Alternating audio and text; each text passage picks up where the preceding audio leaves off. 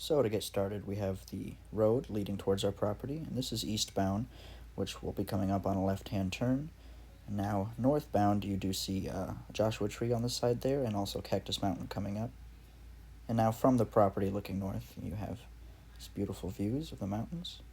And then turning to the east, you have Cactus Mountain, which gets its name from all the thousands of cactuses on it. It's really a gorgeous view that we're going to have right from our property. This mountain is a small one, but it is right across the road from our property.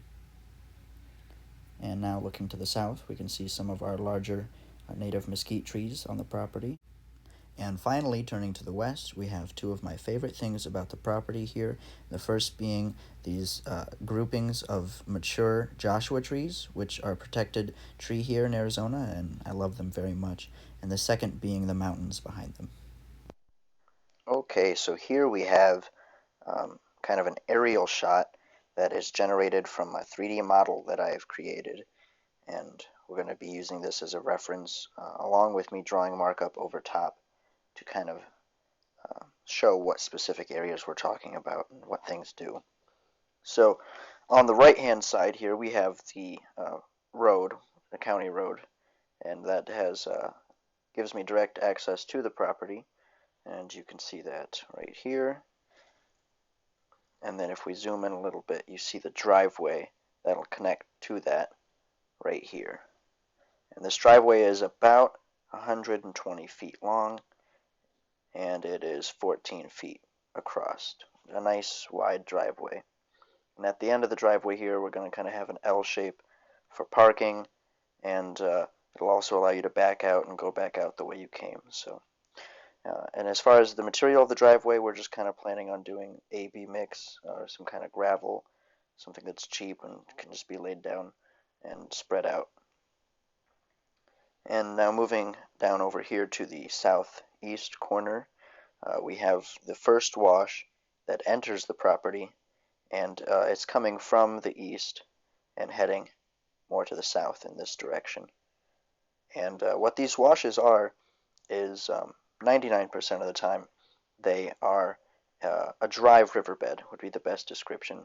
It's a lot of loose sand, and what it is it's where water has washed through the land over many, many years. Water will always find the lowest point and find the path of least resistance.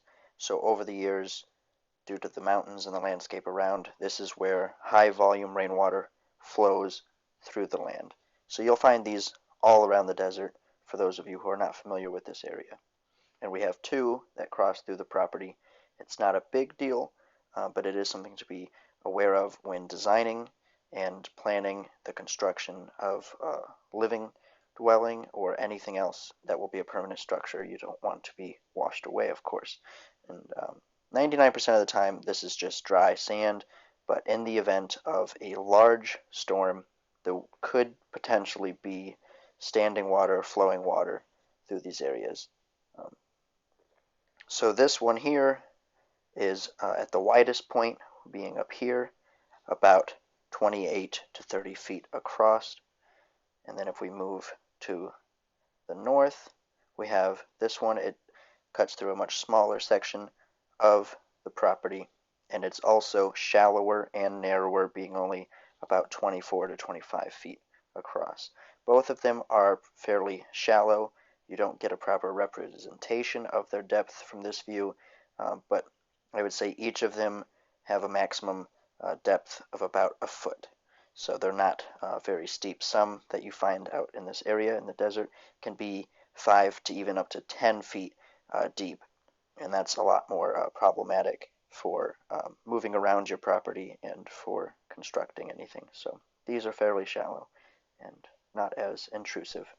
Here, about center of the property, we do have our home, which is going to be a shed to house conversion, and it is 14 feet by 32 feet. And in this model, we do have solar panels on the roof. We're still working back and forth, deciding to put them on the roof or to put them on a ground mount system. Alright, so now we are in the 3D view, and things are looking more real, and we can get a better general perspective. Um, so this is the same 3D model, and for those of you who are wondering, this is an iOS app called Live 3D Home, or Live Home 3D, I believe. I'll be sure to link it in the description below, along with all the other resources that are pertinent to this video. So, as you can see, we have the property. I'm going to go ahead and turn off shadows. It gives it a much smoother, more fluid movement as we move around. I typically only have the shadows on when doing photography and videos, because the photos and videos are rendered totally inside the software, which is another great tool. Like the first video I uploaded, that was entirely recorded and rendered with this software. It wasn't recorded through some other third-party software. So here we have the 3D view of the home, and the main reason that I'm going to be showing you this and sharing this is because I want to explain why this is important. Besides it being fun for us to visualize what our home is going to look like, it's also a very crucial tool, and it's one of many ways how technology has advanced and can help us. It's very useful. So it's useful for many different reasons, but first and foremost, it has helped us to get a good idea of our layout well in advance, and then be able to change things that we would not have been able to had we waited until we were in the shed. So for those of you who don't know, this is a shed to house conversion. So this is going to be a Graceland shed, and I'll have the information in the description below, but it is 14 feet wide, 32 feet long. It's going to have 8-foot interior walls, and it is what they call the garden shed, the Graceland Portable Buildings garden shed, which I know you're thinking, wow, that doesn't look like a garden shed. They make it, I think the smallest is 6 by 8, and they go all the way up to 16 feet wide by, I think, 45 or 50 feet long.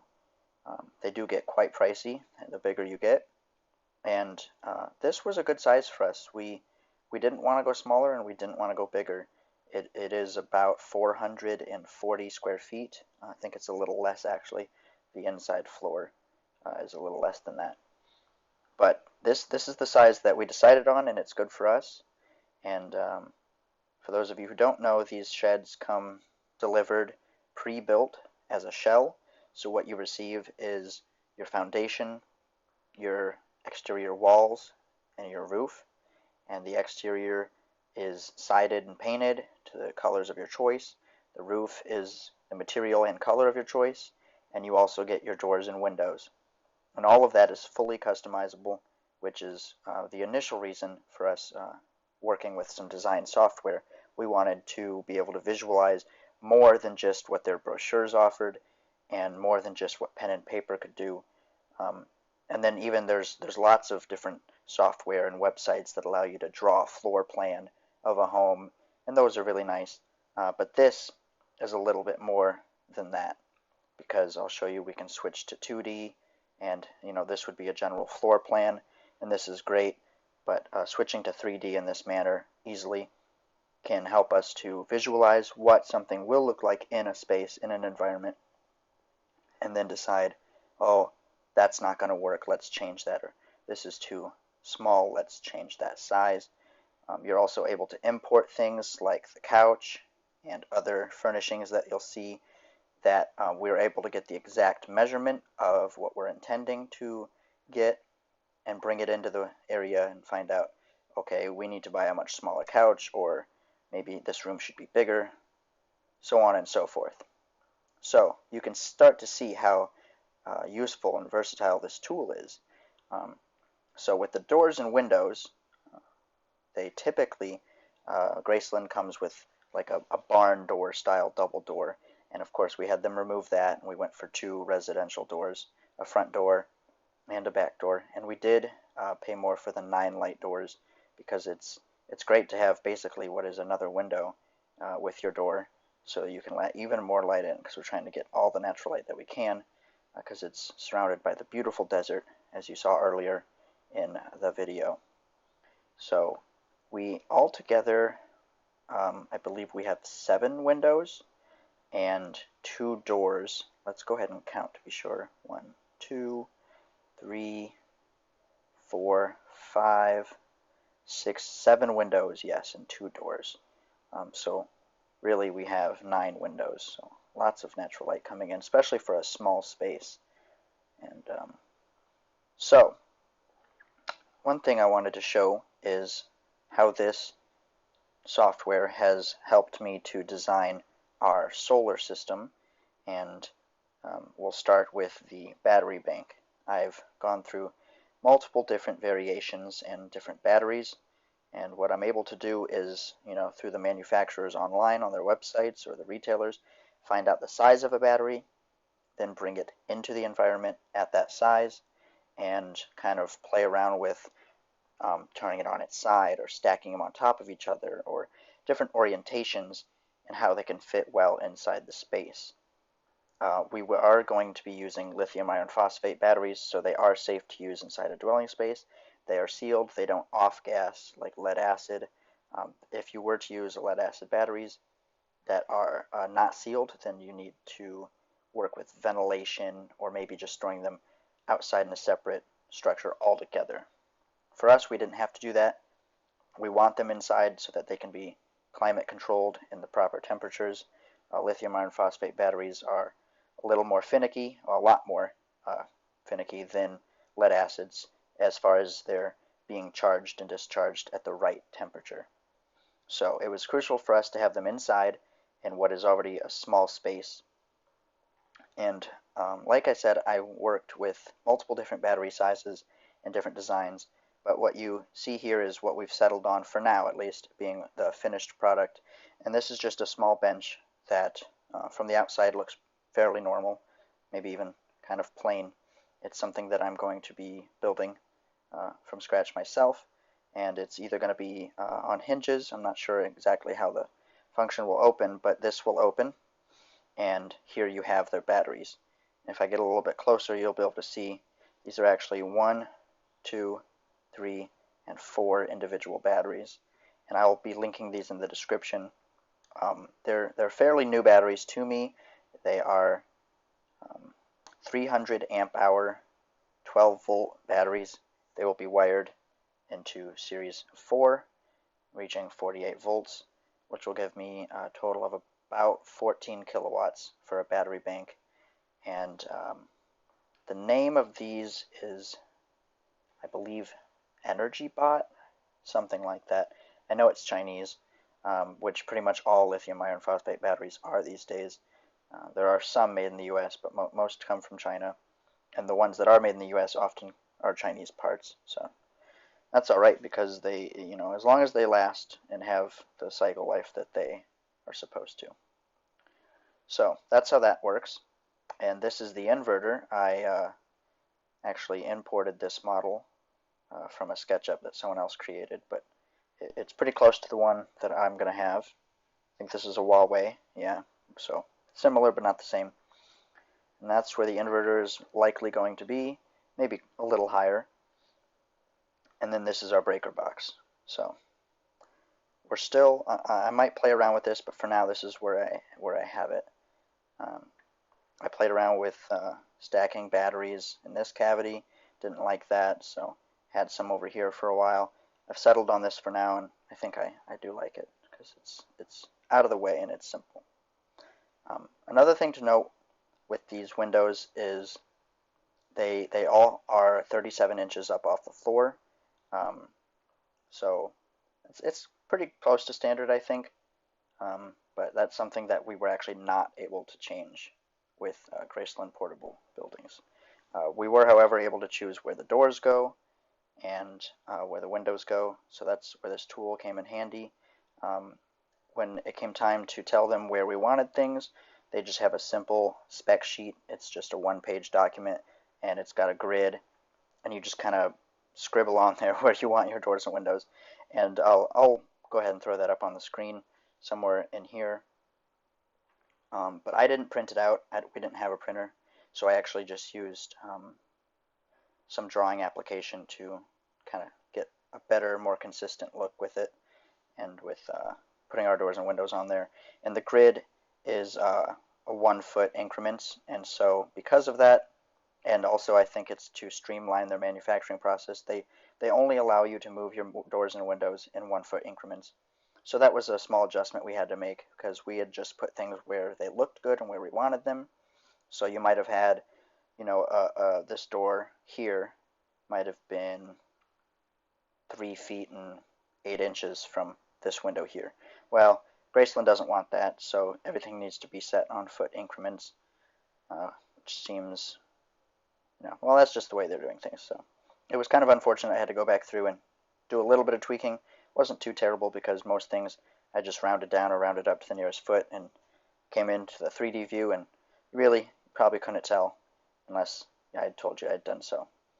So I'll show you how this was useful to pull my measurements. So let's say we get this window here where we like it, and we pop over here into the 2D view, and I'll go ahead and zoom in. It's quite messy in the 2D view because I've brought in so many different models, or created also so many different things in here that there's so many layers. So try not to get too lost in all of that. But right here, this area I have selected, this is the window, and this is the wall right here. So what we are going to measure is how far this window is from the wall. And if I start moving it, it'll actually automatically tell me. So it was exactly 8 feet. But there's also another way. I can grab the dimension tool. I can start drawing it right over top, and we can go to the outside of the wall, and it's going to automatically lock in. You can see these red lines here. It's locking into parallel with these other. So right there. So this is actually saying 8, 4.5. That must be because I grabbed the outside of the wall. Yeah, if I go to the inside of the wall, it's 8 feet. So simply and quickly, I was able to grab the measurement tool and find out, okay, this window is 8 feet from the what would be the westernly wall, and then I can transfer that over to the spec sheet for Graceland. So that was how I was able to accurately display where we wanted our doors and windows on the spec sheet, and I was able to do so feeling very comfortable that the product that I would then receive from them would, in fact, be identical to this in regards to where the windows and doors were. Because it would be terrible to, pay this money and have them go through all the work of building it, and, they don't text you pictures as they're building it and say, hey, is this okay? No, they just show up with the building, and then you find out, oh, these windows and doors are nowhere where I wanted them to be, and well, we're not going to change it now, so we're going to have to totally redesign our house around the doors and windows. That would be a nightmare. So this was a great way to be accurate and get things right where we needed them to be. Alright, well that turned out to be a much longer video than I originally anticipated. I guess I kind of went off on a couple tangents and it got out of hand, but we touched on a few different topics throughout this video, and I just want to say thank you to all of you who stuck around to hear it. So we covered quite a bit in this video, and we kind of just touched a little bit on each thing. Again, sorry for the long video, but thank you for sticking around through it, and I look forward to making different, more specific videos in the future, going more in depth into each one of these topics.